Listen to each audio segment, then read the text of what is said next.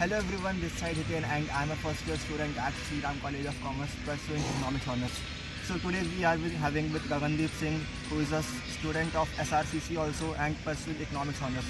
So in this video we will be asking some questions related to CET to Gagandeep. So first of all, can you introduce yourself, Gagandeep Singh, about yourself? You can use Hindi also. So my name is Gagandeep Singh. I am pursuing Econ Honours from SRCC.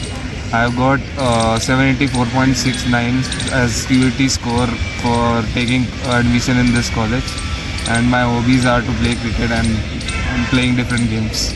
Okay so first of all मेरा question रहेगा कि यार काफ़ी लोगों के question रहता है कि लाइक अभी जैसे कि बोर्ड एग्ज़ाम खत्म हो चुके हैं तो अभी एक महीना बाकी रह गया, तो किसी के बोर्ड एग्ज़ाम में अगर कम मार्क्स आए या फिर प्रिपरेशन पहले अच्छी नहीं हुई तो क्या अभी इस एक महीने में प्रिपरेशन अच्छी हो सकती है? आपको क्या कहना है इस बारे में? डेफिनेटली प्रिपरेशन हो सकती है अच्छी, अगर आप एक प्रॉपर स्केड्यूल बनाओ, एक प्रॉपर टाइम टेबल बनाओ, बेसिकली एक स्केड्यूल को फॉलो करके, और basically smart work is more important because time is less and we have to make our decisions take our decisions judiciously and basically ऐसा scene रहेगा कि स्मार्ट वर्क करके हमें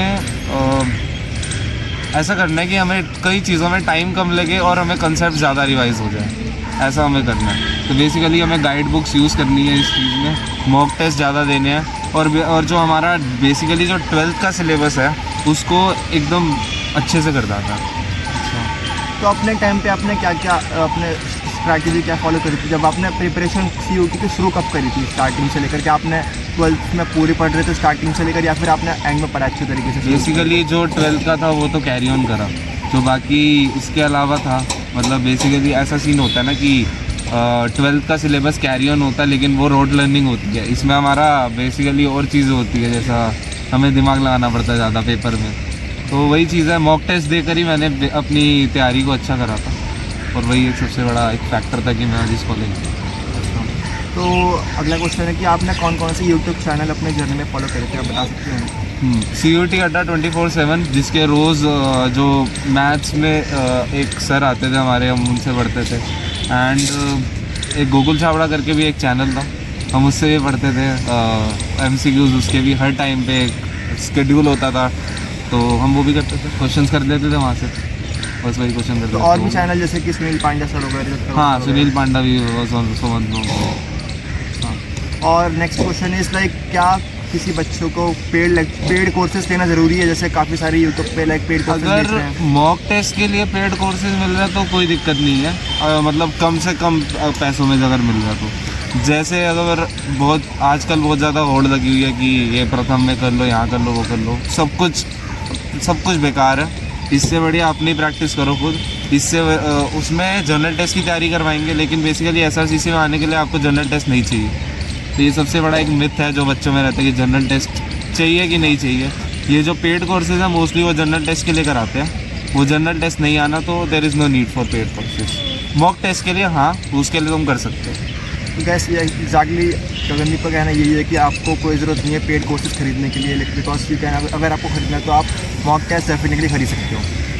नेक्स्ट क्वेश्चन इज लाइक हमारे main basically BCom honours या economics honours के लिए कौन कौन से सब्जेक्ट्स चाहिए, क्या क्या बता सकते हो आप हमें?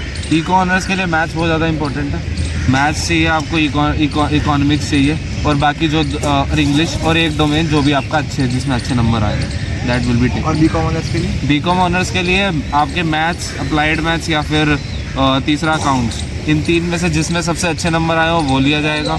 उसके बाद आपके 2 डोमेन्स लिए जाएंगे, जैसे BST और इकोनॉमिक्स, और थर्ड लिया जाएगा आपका इंग्लिश, जो लैंग्वेज तो होती है। तो नेक्स्ट क्वेश्चन है मेरा कि लाइक अब हम मूव करते हैं ईच एंड एवरी सब्जेक्ट के ऊपर। लाइक अकाउंटेंसी था हमारा, तो अकाउंटेंसी में आपने क्या क्या स्ट्रैटेजी फॉलो करी और कौन कौन से आप रिसोर्स फॉलो कर रहे थे अकाउंटेंसी को एस करने के लिए, जिसमें आपका अच्छा स्कोर रहा 200 आउट ऑफ 200? एक किरण पब्लिकेशन की बुक थी, वो मैंने बेसिकली यूज़ करी थी, उसमें हमें एक पेपर भी गिवन था लास्ट में, जो लास्ट ईयर का आया था, किसी उसका होगा, शिफ्ट का होगा, तो वैसे वो वाली बुक मैंने फॉलो करी थी। उसमें हर एक चैप्टर के अलग अलग टॉपिक्स के वो दे रखे थे, क्वेश्चंस दे रखे थे, और समझा भी रखा था, वही यूज़ करी थी मैंने, और ज़्यादा नहीं कुछ नहीं करा अकाउंट्स में। और जो 12th का था, जो पहले पढ़ रखा था, वही यूज़ में आ गया था। और आपने सुनील पांडे सर का MCQ वाला बैच दिया था आपने, जब उन्होंने लास्ट में डाला था? नहीं, मैंने नहीं लिया। अच्छा, तो आपने मोस्टली सैम्पल पेपर फॉलो करे, तो आप सैम्पल पेपर रिकमेंड करोगे खरीदना? हाँ, किरण पब्लिकेशन वाला तो मैं सबको कहूँगा कि आप खरीद सकते हो। तो उसमें से क्वेश्चन आए थे आपके CUT में? क्वेश्चंस की बात नहीं है ना, आपको प्रैक्टिस होगी, आप जब CBT दोगे तो आपको और अच्छा लगेगा कि हाँ हमारी एक प्रैक्टिस हो रखी है, हाँ, तो हाथ बैठ जाएगा, सेट हो जाएगा, तो जल्दी जल्दी क्वेश्चन निकलेगी। क्योंकि इस चीज़ में आपको टाइम भी चाहिए, आपको टाइम मैनेजमेंट भी रख के चलना पड़ेगा।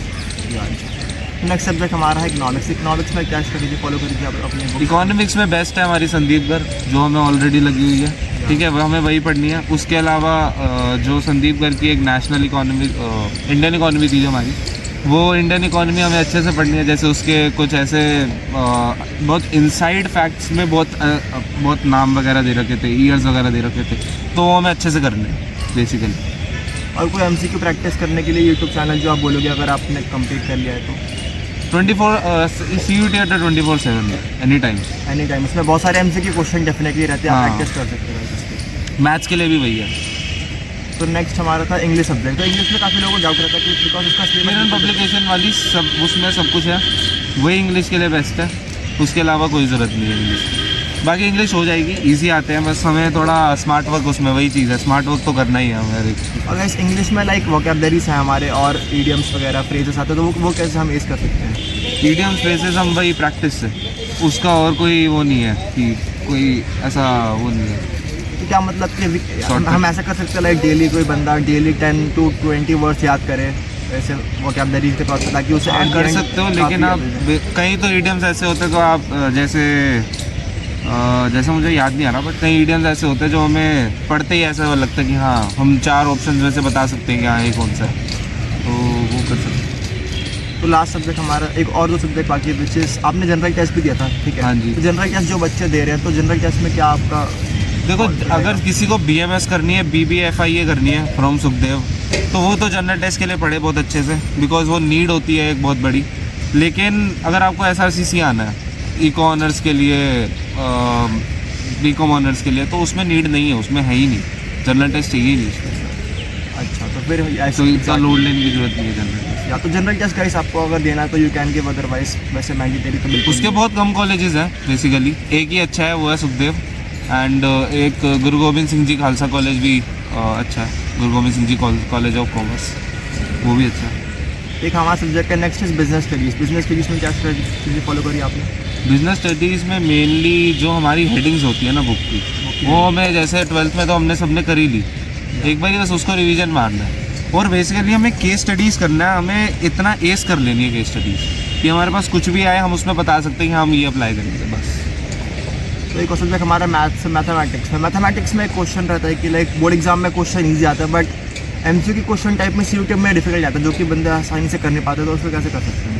बेसिकली मैथ्स में तो यही है ना कि प्रैक्टिस है, प्रैक्टिस जितनी प्रैक्टिस करोगे, जहाँ से भी तुम्हें मिल रहा है, मॉक्स मिल रहे हैं, कहीं से भी तुम्हें MCQs आ रहे हैं, करो, बस करते रहो करते रहो करते रहो, तुम्हें नहीं पता चलेगा, तुम्हारा पेपर एकदम बढ़िया हो जाएगा। तो यस गाइस, लाइक मैथमेटिक्स में भी आप ट्राई करो कि सबसे ज़्यादा मॉक्स टेस्ट जैसे को जितना पॉसिबल हो आप कहीं से भी मिल रहे हो। वैसे मैंने चैनल पर वीडियो डाला था कि आप चेक इट आउट कर सकते हो। तो हमारा बस इतना ही है। और हमारा एक और क्वेश्चन रहता है बच्चों का कि लाइक टाइम मैनेजमेंट कैसे अपना इम्प्रूव करें। लाइक CUT में 40 मिनट के अंदर 40 क्वेश्चन करने होते हैं, तो उसको हम कैसे इम्प्रूव कर सकते हैं अपने टाइम मैनेजमेंट स्किल्स को? बेसिकली मॉक टेस्ट इसका सबसे अच्छा शॉर्टकट है। मॉक टेस्ट जितने करोगे, CBT करो, जितने करोगे उतना बढ़िया होगा। मैंने जो आपको किरण पब्लिकेशन की बुक बताई है ना, उसके अंदर आगे एक कार्ड आता है जिसके अंदर स्कैन होता है। अगर आप उसे स्कैन करोगे ना तो आपको मॉक टेस्ट मिल जाएंगे। उसमें हर एक सब्जेक्ट के 2-2 मॉक टेस्ट रहते हैं, वो करते रहो करते रहो करते रहो। उसमें टाइम लिमिट भी है और तुम्हें अपना स्कोर भी पता चलेगा बाकी कॉम्पिटिटर से। तो यस गाइस, आप ट्राई करना कि एक बार में 800 का जो भी 4 सब्जेक्ट है उसका एक बार में मॉक पेपर दो एंड ट्राई करो कि अब एवरी टाइम आपका स्कोर बढ़े। तो ये क्वेश्चन था गाइस। अभी अगर आपको कोई भी क्वेश्चन है तो आप कमेंट में ज़रूर पूछ सकते हो। बाकी this is for the video. अगर आपको कोई भी अच्छा लगा तो वीडियो को लाइक करते रहना, चैनल को सब्सक्राइब कर देना। सब्सक्राइब करना गाइस।